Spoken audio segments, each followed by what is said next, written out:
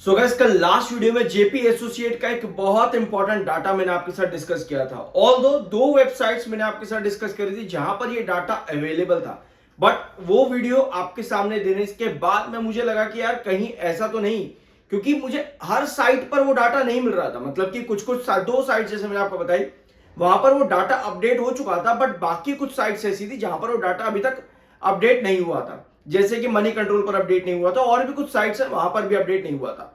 तो मैंने सोचा यार कहीं मैंने कोई गलती तो नहीं कर दी, आपके साथ कुछ गलत इंफॉर्मेशन तो नहीं। बट नहीं, ऐसा नहीं है। एक और वेबसाइट यहां पर है जहां पर ये डाटा फिर से मतलब जो है आ चुका है, वहां पर ये डाटा चेंज हो चुका है। मार्च के बाद अब जून का डाटा वहां पर भी एड ऑन हो चुका है, वहां पे भी वही इंफॉर्मेशन है जो मैंने कल आपके साथ डिस्कस करी थी। तो रिसर्च कभी रुकनी नहीं चाहिए। अगर कभी भी लगे कि यार कहीं मैंने कुछ गलत तो नहीं सुन लिया, कहीं गलत तो नहीं देख लिया, तो उसको हमेशा अप्रूवल करते रहना चाहिए रिसर्च करके। तो चलो शुरुआत करते हैं जेपी पावर वेंचर्स लिमिटेड के बारे में।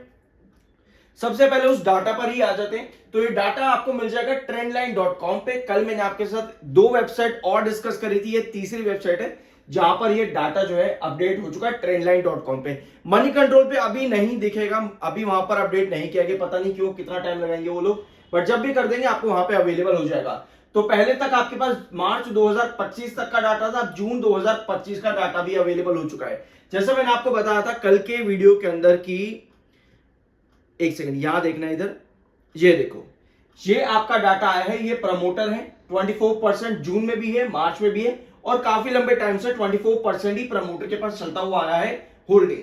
ठीक है, इसमें 79.20% प्रमोटर का प्लेज था, जो कि अब चेंज करके कर दिया गया है 72.99%। तो मतलब कि प्रमोटर ने प्लेज शेयर जो है वो रिलीज किए हैं, मतलब वापस लिए हैं, जो कि कच्चा साइन है। अब भैया प्लेज और अनप्लेज मतलब कि 79.20% से प्रमोटर की जो प्लेज होल्डिंग है वो 72.98% आई है ना। तो भैया यानी कि अनप्लेज किया है प्रमोटर ने। अब अनप्लेज करने के पर्पस क्या होता है और प्लेज करने का पर्पस क्या होता है, इसके लिए मैंने आपके साथ प्रॉपर एक इंफॉर्मेशन कल के वीडियो में दिया है। अगर आप जानना समझना चाहते हो, क्योंकि देखो सीखना सबसे जरूरी काम है मार्केट में, तो कल वाला वीडियो जरूर चेकआउट करना, बहुत सी डिटेल आपको वहां पर मिल जाएगी।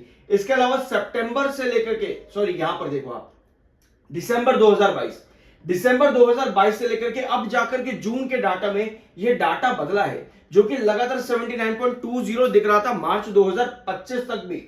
अब जाकर के ये डाटा में कुछ कमी आई है, यानी कि प्रमोटर से अनप्लेज किया है अपना प्लेज डाटा, जो कि बहुत अच्छी बात है प्रेजेंट कंडीशन को देखते हुए। भैया प्रेजेंट कंडीशन को देखते हुए क्यों आखिर, क्योंकि भैया हमारे पास लगातार क्या न्यूज आ रही है।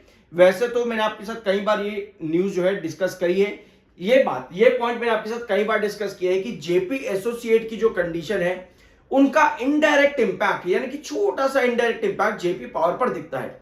ऑल दो ध्यान से सुनना, ऑल दो जेपी पावर ने इसके लिए क्लेरिफिकेशन लगभग आज से 12 महीने पहले ही दे दिया था कि भैया जेपी एसोसिएट के ऊपर जो भी कंडीशन है उसका कोई भी नेगेटिव इफेक्ट या फिर कोई भी अदर इफेक्ट जेपी पावर पर देखने को नहीं मिलेगा। ये कंपनी ने ऑलरेडी एक क्लेरिफिकेशन दे दिया था आज से लगभग 12 महीने पहले, और वही चीज अभी तक देखो देखने को मिल भी रही है।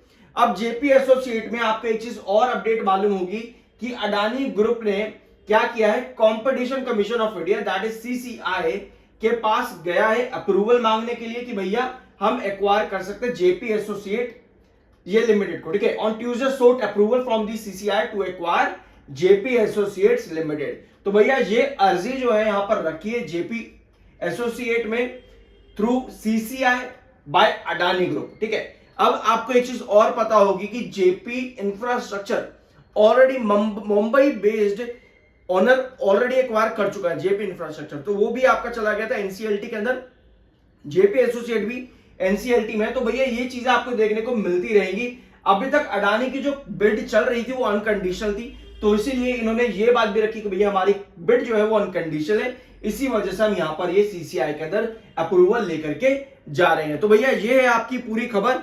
लेकिन मैं आपको एक चीज और बताऊं तो देखो, कंपनी एनसीएलटी के अंदर है, उसको कोई और एक्वायर करने जा रहा है, तो ये सब चीजें भी आपको नजर में रखनी होगी कि भैया आपका ऑलरेडी अगर आप देखो तो आपका जेपी एसोसिएट जो है वो स्टिल कहां पे है, अभी भी आपका ट्रेडिंग रिस्ट्रिक्शन में, यानी कि मंडे टू मंडे ट्रेड होता है, तो सिचुएशन अच्छी नहीं है। बट फ्यूचर क्या दिखाएगा वो तो देखो फ्यूचर ही बताएगा कि भैया आगे शेयर के साथ क्या होगा, या कंपनी को एक्वायर करेगा अडानी ग्रुप, तब उसके बाद क्या होगा। तो धीरे धीरे जो भी चेंजेस आते हैं वो आपको देखने को मिलेंगे, लेकिन अभी के लिए जेपी एसोसिएट ऑलरेडी रिस्ट्रिक्टेड है, वहां पे आप बाय सेल तो कर नहीं सकते, तो कुछ यहां पर है नहीं जेपी एसोसिएट के अंदर, ठीक है। अब वापस जेपी पावर पर आते हैं। स्टॉक आपका शॉर्ट टर्म एएसएम 1 में अभी भी बना हुआ है, ऑल्दो आज ओपनिंग सेशन में थोड़ी सी रिकवरी दिखी है हमें। 75,46,501 शेयर सेल पर है और 46,57,150 बाय पर है। अब एक चीज ध्यान से सुनना, आज रिकवरी छोटी सी नजर आई है, लेकिन वो रिकवरी जो है वो एक डिप लगा करके, क्योंकि लास्ट सेशन स्टॉक ने येलो क्रॉसओवर के ऊपर नीचे लास्ट सेशन येलो क्रॉसओवर के नीचे क्लोजिंग दी थी, और आज भी अगर आप देखोगे तो येलो क्रॉसओवर के नीचे ही बन रहा है, मतलब ब्रेकआउट देने की कोशिश कर रहा है पर वो हो नहीं पा रहा है। रेजिस्टेंस के नीचे भी आ चुका है 22.50 और 23.20 जो हम इतने दिनों से डिस्कस कर रहे थे, वो रेजिस्टेंस भी आपके टूट गए हैं, ठीक है। हमने डिस्कस किया था 2014 के अंदर क्या 2024 में क्या क्या सिचुएशन थी, उसके अकॉर्डिंग हमने 22.50 और 23.20 लगाए थे, तो वो रेजिस्टेंस भी अब आपके ब्रेकडाउन हो चुके हैं। ये बहुत इंपॉर्टेंट चीज है यहां पर कि सस्टेन स्टॉक नहीं हुआ है। अब एमएफआई जो आपका 66.2 पे आ चुका है, 53.2 का आरएसआई है, न्यूट्रल टेक्निकल है। छोटा सा चार्ट पैटर्न भी यहां पर देख लेते हैं और समझते हैं चीजों को यहां पे, ठीक है। ये जो आप पैटर्न देख रहे हो ये है आपका 15 मिनट टाइम फ्रेम पर। आपको यहां क्या नजर आ रहा है 15 मिनट टाइम फ्रेम पे कि आज तीनों रेंज दिख गई बॉलिंजर बैंड की, नीचे वाला ब्लू क्रॉसओवर भी, ऊपर वाला ब्लू क्रॉसओवर भी और येलो क्रॉसओवर भी। इस 15 मिनट टाइम फ्रेम पर आपको एक चीज क्लियर नजर आ रही है कि जब भी जेपी पावर आपका येलो क्रॉसओवर ब्रेकआउट करने की कोशिश करता है, बार बार सेलिंग आ रही है, यानी कि येलो क्रॉसओवर के ऊपर स्टॉक सस्टेन नहीं कर पा रहा है। यहां पर भी देखो आज की कंडीशन भी आप यहां पर देख सकते हो, भैया येलो क्रॉसओवर 15 मिनट टाइम पर सस्टेन नहीं हो रहा है, यानी आपको क्या चाहिए, आपको चाहिए 3 से 4 15 मिनट कैंडल आपकी येलो क्रॉसओवर के ऊपर सस्टेन हो, ताकि हम यहां पर ब्रेकआउट ले सके 15 मिनट टाइम फ्रेम के अंदर। अदरवाइज आप देख रहे हैं यहां पर कि येलो क्रॉसओवर के ऊपर सस्टेन नहीं रह पा रहा है शेयर, बार बार यहां पर रिजेक्शन फेस होता देखने को मिल रहा है। अब अगर हम आज के ट्रेंड पर आए तो ये आपकी कंडीशन आज के दिन पे है, यहां पे भी आपको यही नजर आ रहा है कि येलो क्रॉसओवर को स्टॉक आज के दिन हुआ है टच। अब यहां सस्टेन करता है कि नहीं करता डेली टाइम फ्रेम पर, उस पर डिसाइड होगा कि वापस से आपके ये दो लेवल्स आते हैं या नहीं आते। लेकिन आज स्टॉक ने कल जो आपको दिखा था कि 22 रुपए 20 पैसे, ये वाला ट्रेंड 22-20 वाला जो ट्रेंड आपका है, इसके नीचे क्लोजिंग दी थी। आज डिप जो है ऑलरेडी सेशन की शुरुआत के अंदर इसके नीचे लग चुका था, यानी कि गैप डाउन लगातार यहां पर शेयर हो रहा है, गैप डाउन हो रहा है, यानी जितना दूर जाएगा भैया 22-20 और 23-50 के इन दो लेवल से, करेक्ट कर लेना जो मैंने शुरुआत में बोला था 23-20 और 22-50 नहीं, बल्कि 23-50 और 22-20 है, इसको करेक्ट कर लेना थोड़ा सा, ठीक है। तो जितना दूर आपका इन दोनों रेंज से शेयर जाता चला जाएगा ना, उतना बेयरिश मोमेंटम यहां पर क्रिएट होगा। हमें चाहिए कि भैया इन दो ट्रेंड्स के आसपास भी बना रहे, ताकि वापस से सस्टेनेबिलिटी की पॉसिबिलिटी बने। लेकिन अगर दूर जाता है तो भैया आपको बहुत अलर्ट रहने की जरूरत है। वीडियो को एंड करने से पहले मैं आपको एक चीज बता दूं कि बाय या सेल की कोई रिकमेंडेशन नहीं है, खरीदना या फिर बेचना वो आपकी अपनी जिम्मेदारी होनी चाहिए। मेरा दूसरा यूट्यूब चैनल सब्सक्राइब करना मत भूलना, no trades, link description box में है, बहुत सा इंफॉर्मेशन आपको यहां पर भी देखने को मिल जाएगी। आई होप कि ये वीडियो आपको पसंद आया होगा। मिलते हैं अगले वीडियो में।